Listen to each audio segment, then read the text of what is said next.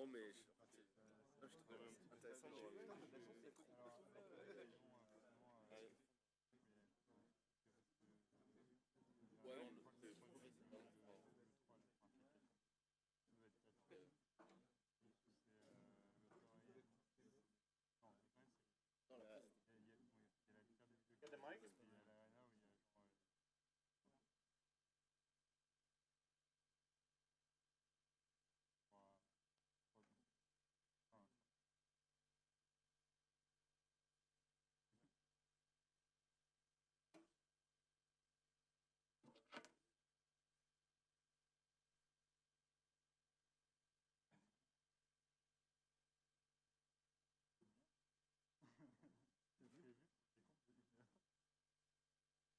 organizers here, can I get the mic? I think they left. Oh, well. Fun.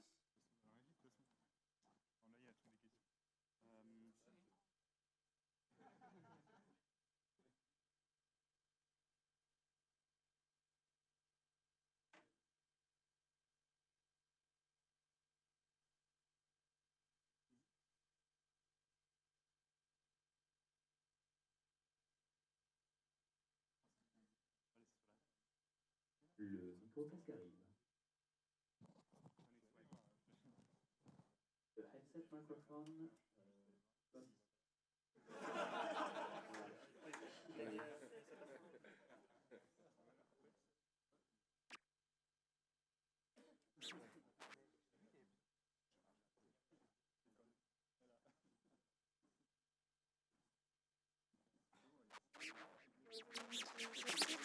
Sure.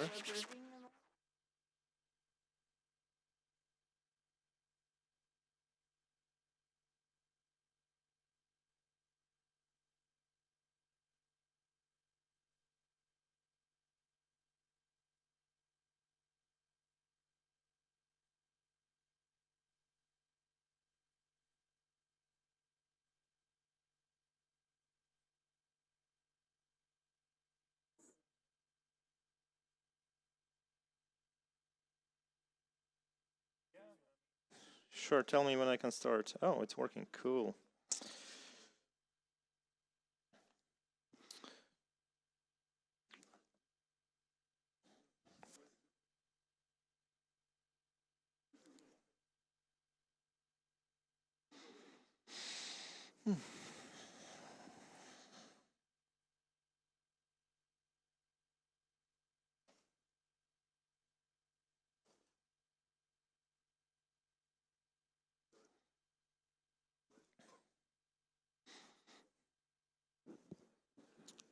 So we good to go yet? Yeah, good. Hey everybody, I'm here today to talk about MikroTik. I've been doing this research for a bit more than 2 years. So it's a Latvian company, and they make routers, kind of like this one over here. This is the smallest one they make, and I've been hacking them. So this is an overview. I've spent quite some time. I returned to the topic after a break because I noticed that this year hackers, including some Russian hackers, have been using my research and research of some of our other people that do security research into MikroTik for some bad things. So I want to take a look at what's happening, what has happened, what have other people found, also present some new findings that I made at the second part of this year. Me, myself, I work at a company called Possible Security. We're a small company back in Latvia. We hack and break things. We also do consulting. And my public research is all over there, so you can take a look. It's mostly in English, some Latvian. And do follow me on Twitter. I also tweet in English. You can follow new developments or for whatever we do. Also, some things that I do both in the company and outside. I spend quite a lot of time working, having fun, having some hobbies. So network flow analysis is where I came from when I started doing security research. That's where I come from. I also do reverse engineering, which is of course integral for doing research like this, and social engineering as well. So if you want to have some fun, we can talk. We can play a game afterwards after the presentation. And legal dimension. I'm going into that boring topic, right? Where the non-technical guys go, because I find it fun. After you spend some time doing technical stuff, you want to do something non-technical. So a little bit about what this router OS is. So statistics show that it's not too popular in France. Is there anyone at all in the room that has heard or worked with router OS? Oh, okay, unexpected. So we have six hands up. Okay, so it has Linux running underneath, whatever they made. And the Linux is old. It's really old Linux. So if you install the current version, one really good thing about them is updates. They push updates as soon as vulnerability is discovered. One talk that I did a bit more than a year ago at a conference in the Netherlands, I actually had to notify them just after my presentation, because otherwise I couldn't have done the live demo on their website, because they fix bugs like that. But anyway, the bad thing is they use a really old Linux kernel. This is what they use, 3.3.5. It's still there. That's what they're based on. As you can see, it's been out since 2012. It consists of some startup scripts. It also has Nova binaries. This is their intellectual property. So even though Linux, if you use Linux as a company, you have to GPL it, your product.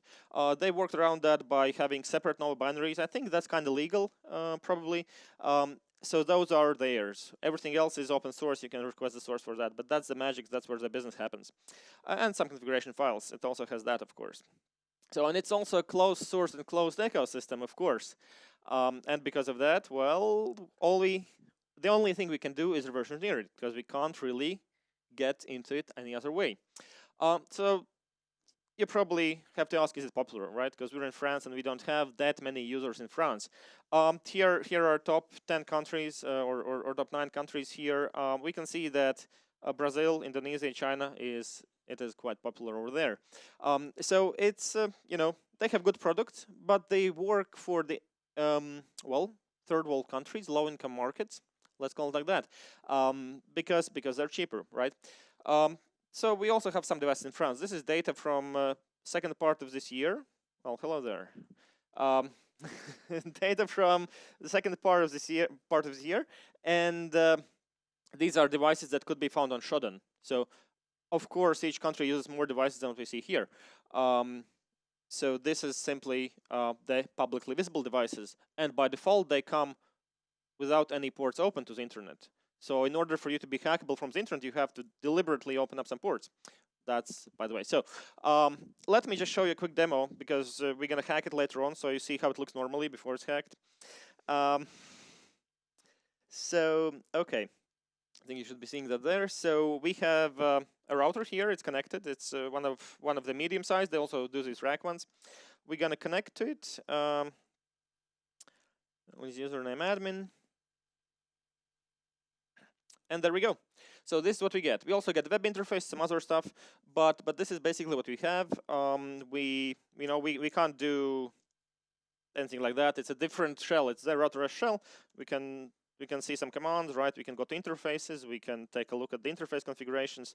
It's like Cisco IIS, but it's well, I find it better. It has more features, and it has a ton of features. But I'm not here to talk about the features. But it does have a ton of them, right? So that's where we are. We can't really get to any file system. Talking about files, we can do file print, right? This is some files that we have there, but we don't really see much of there. So let's quit out from here and continue with this.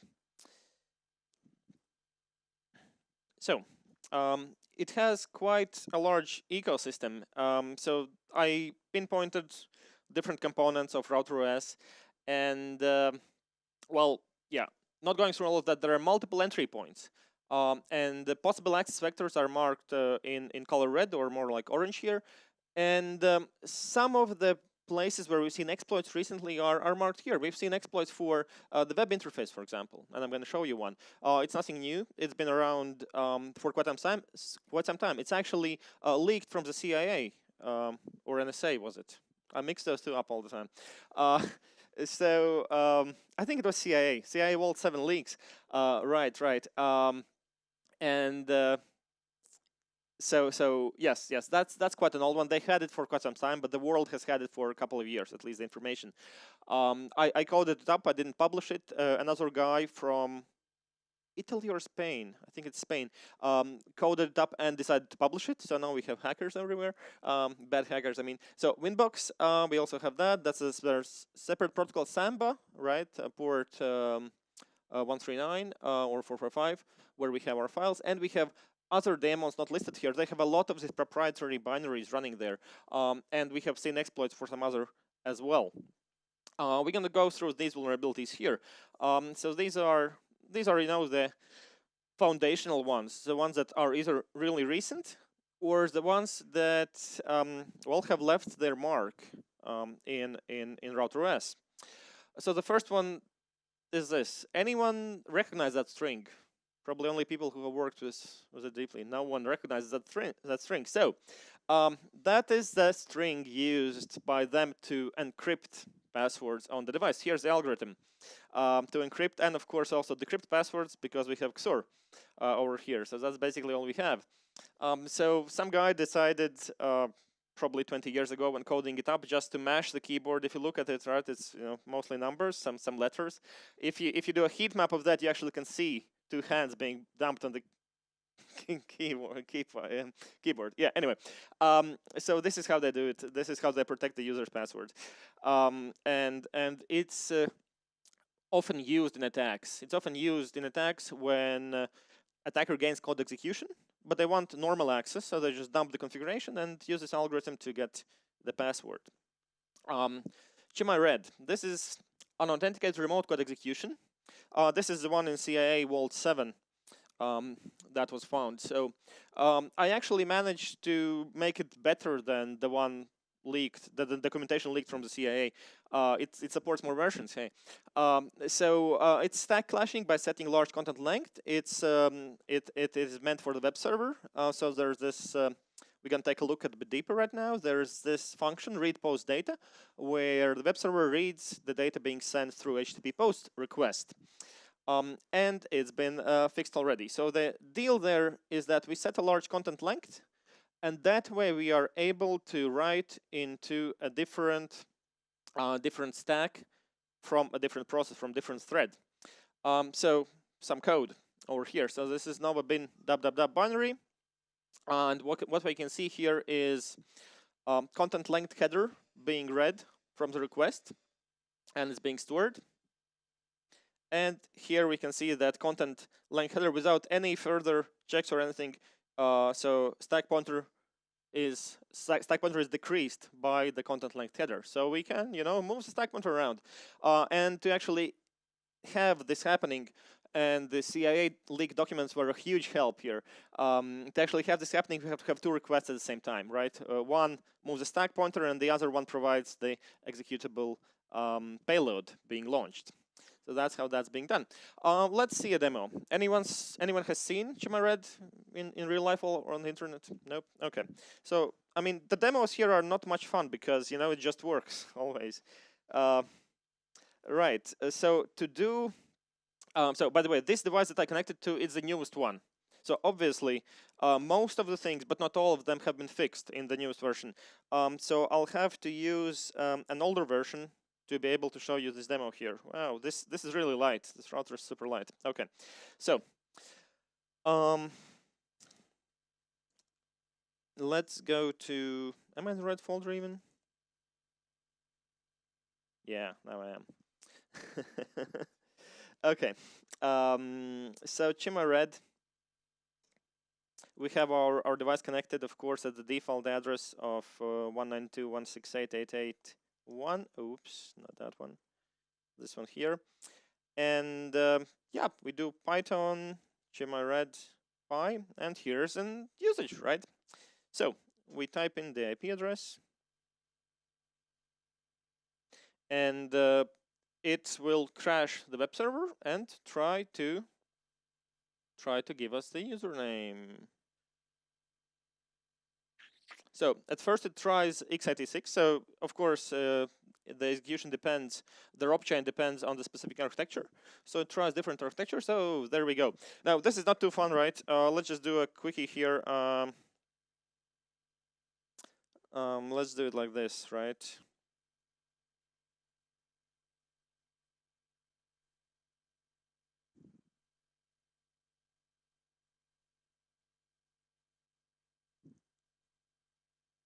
Okay. I can launch it again. But anyway, as you see, it works, right? It does. It does what I described. It does stack clashing. For stability. Oh no. So maybe the web server hasn't recovered after our nice previous attack. Well, that's sad. There is a special daemon running on device recovering the services as they die. So maybe we were too fast. In any case, so this just works. We get it out. There we go. This is a lame version of the exploit. That's why we see multiple usernames. Because router_s does not delete the previous usernames and passwords from the file. Even if you change your password, the old password is still there. There's an index file that says now you have to look there. And this exploit, it's not made by me. It does not look at the index file, right? So we get everything. Okay, that's that. Let's move forward then for the next thing. So devil login based jailbreaks.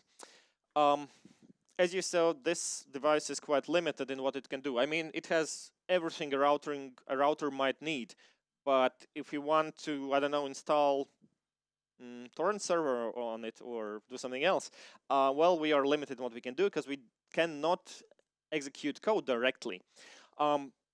Luckily for us, since version 3, currently we're at version 6, and they're slow in updating major versions. The community has been asking them to go to version 7 for like 5 years, I think now, from version 6. So they've had it for quite some time. So there's this binary, Nova bin login, and this is the basic logic in there. I wrote it as a pseudocode kind of bash style thingy, but of course it's in assembly. So what it does, it checks if this file exists, and the username you supplied is devil, and the password equals the password of the user admin. And if that's the case, you get a shell instead of getting router_s. So that's how it works. The only catch, of course, is getting that file to exist on the device. Here's how it looks from the view of radar, right? This is the devil login, where it checks if the file exists, as we can see here. And here's the second part where it calls devil login sub and then replaces your username devil with username admin to check the password. I'm not going to show that because we have a newer version of Jailbreak to see today. Then we have Samba attack. So this is 2018. It's an unauthenticated remote code execution, and it's done via heap buffer overflow when we send the long NetBIOS name in NetBIOS session request messages.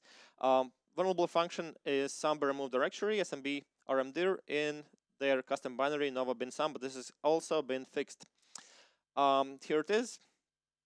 Here we can see it being read, and here we can see it being copied directly over there where we can jump later on. The problem is, of course, that it's not executable, but we can do some rob chaining and execute it. Then we have Winbox. Winbox is a special protocol that they use to allow people without command line knowledge and with dislike for web interfaces to administer the devices. It's basically a Windows executable that uses custom port and custom protocol to communicate with the device. And so fun thing about Winbox is that in order for it to be as versatile as possible, what they do is the router sends DLL files to your Winbox when you first connect. You know, it depends on the router version, you get the right DLL files and you can get the magic code flowing on your Windows machine. This is, of course, super unsafe by itself, and that part, I think, hasn't been yet resolved, right? You can create a malicious router and just inject DLL files into some guy's computer.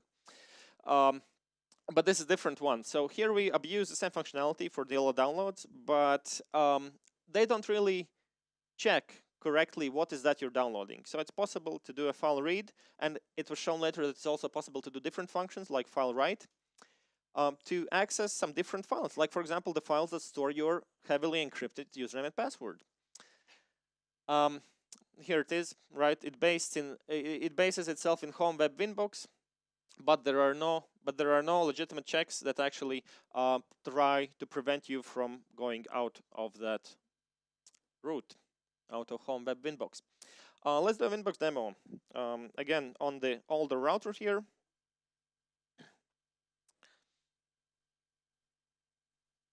So this is Winbox here. Once again, not written by me. For Winbox, I didn't even do that much stuff myself. So Python 3, Winbox exploit, and it asks for an IP address. There we go. This is faster because we don't need to do any magical stack clashing. We just request a function that's not protected by the password because the DLL files need to be downloaded. Well, they don't need to, but I mean, those guys think that they need to be downloaded before the password is verified, and we ask to download some other password. And once again, we only download one file, not the index file, so we get extra users like with the old passwords. So that's easy and nice. You can like run it in a row. It just works. So imagine how happy are the black hats online that try to exploit this. Right, then relatively new thing. It's been released a couple of months ago, I think only. There's also an authenticated remote code execution, right? So you need a password, but that's still maybe fun for some. So you can do a stack buffer overflow using sprintf, which is a great function to use if you code C. It's in license upgrade binary. It's used to do licensing. So if you buy a physical device, you get the license, and mostly it's rebooted, huh? Too much exploits. Mostly it just works. So you don't need to do anything with the license, but they also sell licenses, right? For x86, for example, you can install it on your home machine or in the cloud, and then license upgrade is what they use. So for license upgrade, here's this great string that connects to their server to check if the key that you entered is correct, right? And well, it calls sprintf, so you know. Oh right, and this is the checks that they do basically on your data. So nothing much, right? You can still put a lot of stuff in there, right? They prevented some attacks, but they think about overflowing the buffer, right? Because that's the only check that they do on the data you give in. Okay, now finally the third exploit. The final exploit is this one I wrote in October. It's a new jailbreak, so they fixed this devel login finally after I don't know how many years, maybe 10. And now you actually don't. The devel login file does nothing. It was actually an remnant of the old era, right? Because they've had this package option thing for a long time. So what they now need you to do is actually install a package. It's actually expandable, so you can download packages like for there's Kalea, which is stuff that US uses, law enforcement in US use to listen in to conversations legally. You can download that package, for example, and install, or you can download Duet package, which is another management interface, right? So there's this option package which you cannot download, and all of those are signed, so you can't really make your own. At least recently, when they fixed the checksum checking and signature checking. So yeah, package option. You need to have the package, and in the recent versions, what they've done is they verified that it's not a link. So you could just create a file like similar to the previous exploits, but the problem is it checks that it's not a link, and it also verifies that the file system for that folder, for that inode, is squashfs, which is a read-only file system. So you know, we don't have much much of a leeway there. But you know, I thought about it a bit, and yeah, I thought this might work, right? So we just take an existing package that's already squashfs and bind mount it to the option package, and yeah, system sees it as squashfs mount, so everything works. That's great. That's how it works. Now the question is, how do we make the router actually take that and create that? Because they've been fixing security quite a lot. Another interesting thing I found is this defconf file that they have, and I mean, so they have a bunch of files that are being run when the system starts up. I took a look through them, and this defconf file, well, this is what it has. I mean, it has more, but that's bash script, right? Maybe I'll give you. I mean, so organizers told me that we have 100 top French hackers here, so experienced audience. Maybe I'll give you like a couple seconds, like 10, 20 seconds. Maybe you can find a problem here in this slide. I mean, it's a lot of lines, yes, but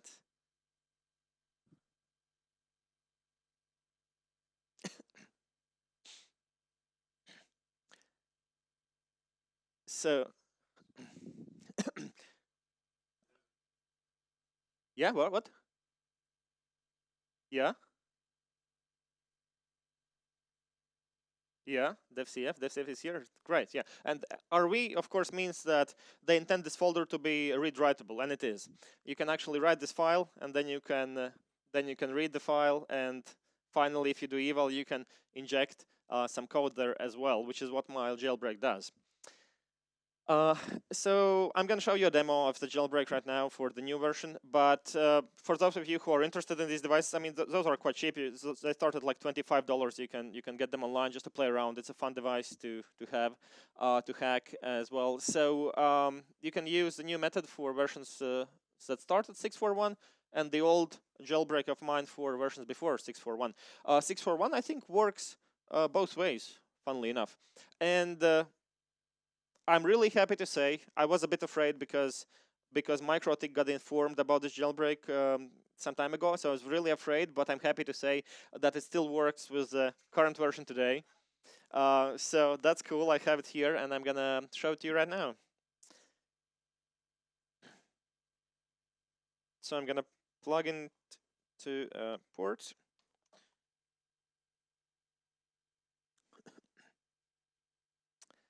Right.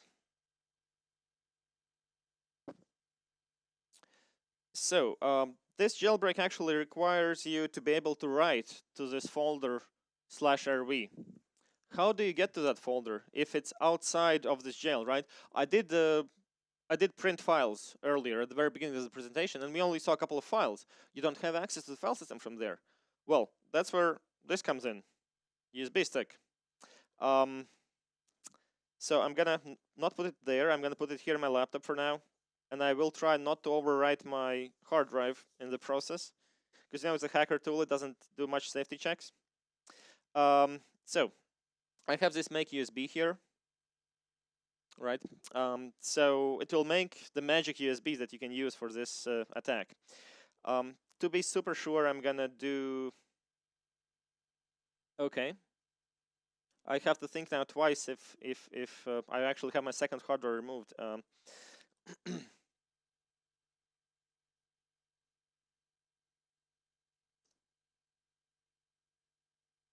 Okay, it seems fair to say that's the flash.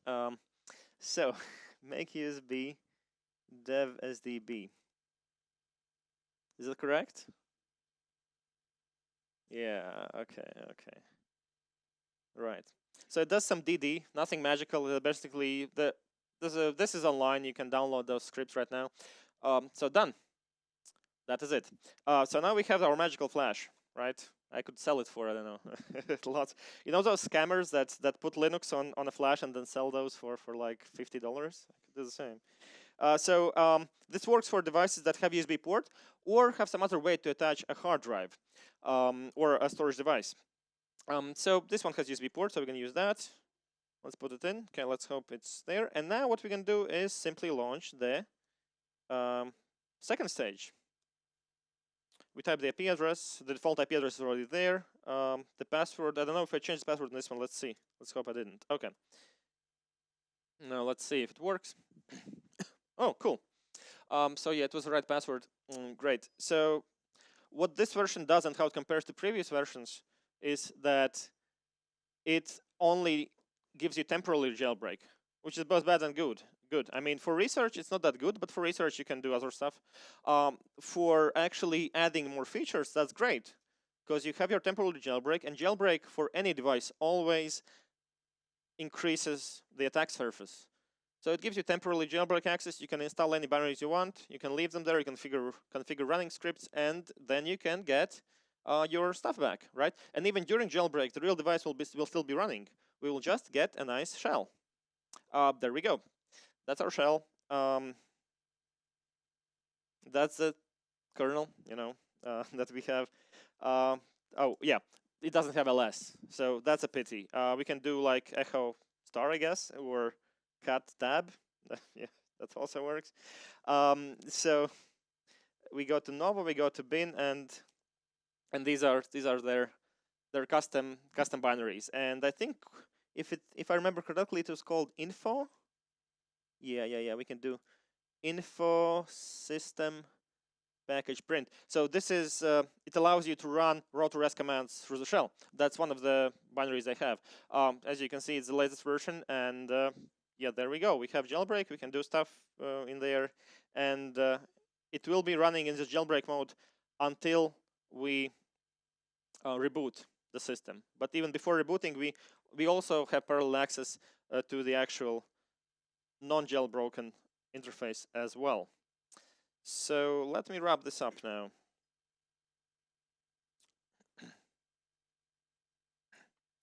Let's look at the status quo for a bit here.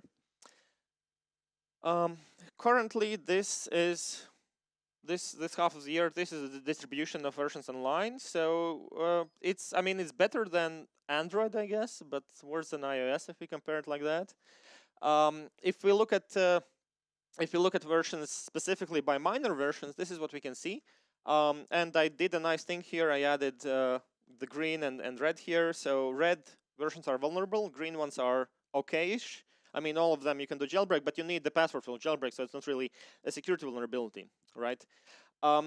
So, and if we dissect it by vulnerabilities, what we can see is that Shima Red is mostly fixed for most of the devices, but the big message is that all of these have been patched already, and we still see a lot of devices that are vulnerable on the internet. Now, looking at abuse by criminals of this, this is they do a lot of stuff. So they are still installing custom binaries, even though router S is powerful on its own. I mean, it has all the things you want in a router. They're installing some kernel objects or kernel modules, which is interesting, which is quite cool. They of course install bash, wget, socket, and IP tables they install as well, even though it's a router with super powerful routing and filtering capabilities.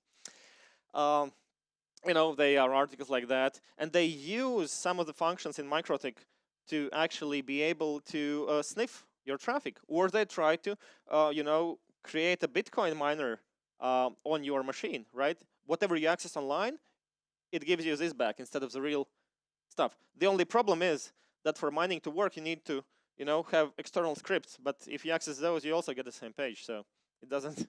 That attack didn't really work. But you know, they're trying, right? And of course, they use different things like scheduler, for example, to try an attack. One final thing I'd like to note is that I really appreciate that they are starting hardening their systems. This is my script, the code user. It just shows all the fields in the user object in the file. And what we can see is that have added 2 new fields, 20 and 21, that actually use SHA and ECC to encrypt the password. The sad part is that, of course, they cannot really remove the password from there. So they still have the password encoded in the old way as well for downgrade purposes. So I'm looking forward to the time when they will be able to remove the old password and just leave this secure password in there. Right, that's the existing password. Right, so that's everything. Tools are there, both jailbreaks are there. There are other tools for MikroTik if you want to take a look. That's my research page. Follow me on Twitter if you aren't afraid. And yeah, if there's a question or two, I'm glad to answer.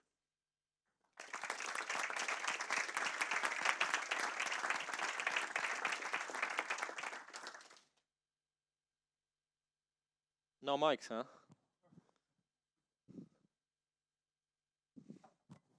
There is a mic here if someone needs like this mic, but yeah. Thank you. Is there any question?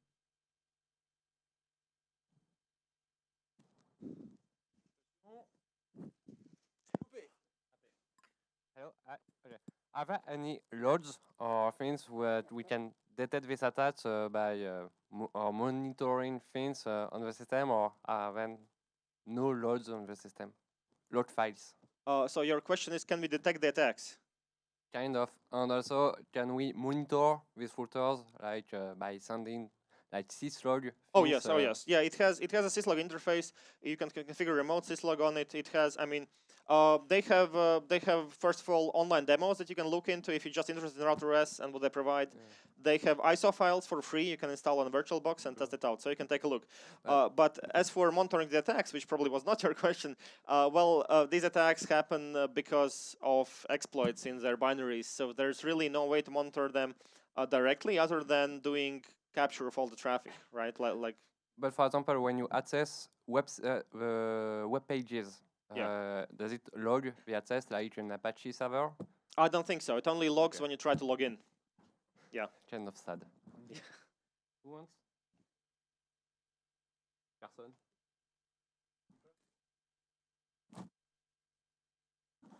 Oh, nice talk. How did you obtain the statistics on the patch version of router of version 6? So I used Shodan for that, and how did I get the version number of those devices? Uh, no, I seriously forgot because I done the stats slides 2 months ago. So I think most of the services actually expose the version number, right? For example, the web server it just has a file. I think even the header says, like the title says, you know, version this and this. Okay, thanks. Yeah, so Shodan did it for me basically. I just search all different versions. There's a question there, and yeah, and you can. Of course, you can. Those of you who don't use Shodan so much, you can use Shodan API to get a slice directly to your console with a script. You said at some point that MikroTik is very fast at fixing issues, Yes. and that they push updates automatically. Yes. But why then do we still have old versions in the wild? Is it because you need a reboot or user interaction? They are very fast to fix issues.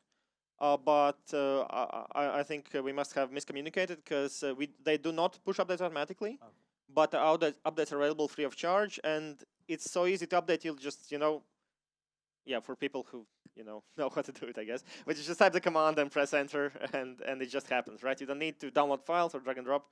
So yeah, that's probably the reason. And I think the second most important reason is that these devices, many of these devices aren't owned by anyone, like aren't you know, taken care by anyone. For example, there was a guy at the conference I just was in Dubai.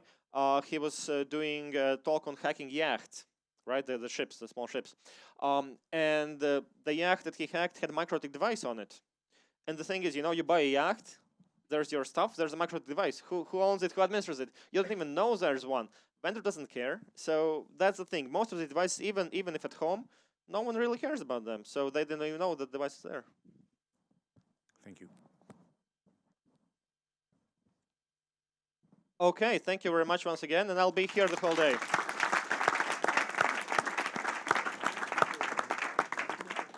Thanks a lot. Donc prochaine conférence du coup, Untitled qui est juste en train de se préparer sur une G8 de Radar 2 Cutter, c'est ça? Voilà.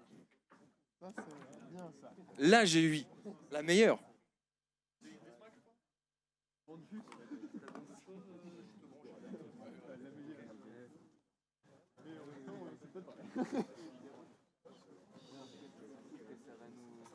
Ça va être bien.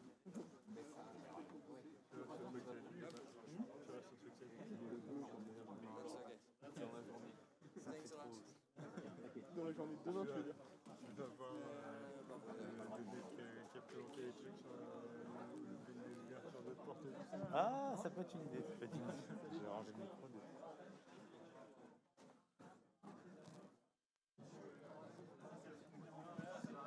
Merci. Thank you. Enfin, thank you, merci. Hop. Alors, je le laisse là pour le moment.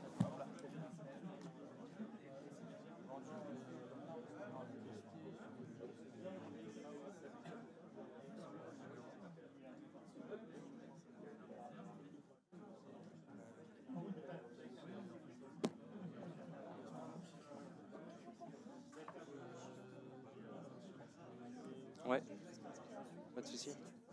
Oui.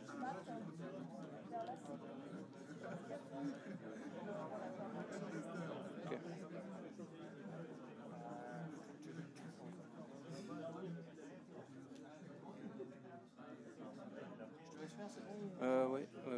Ça va leur faire.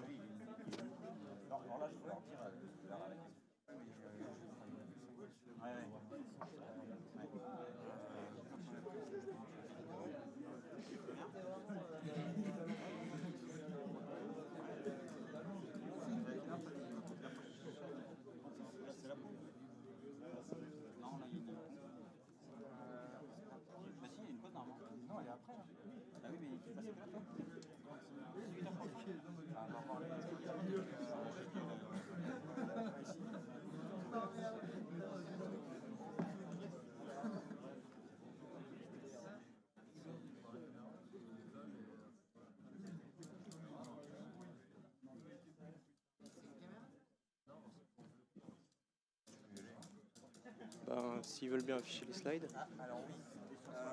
Je suis sur le VGA. C'est normal, on ne pense pas comme ça.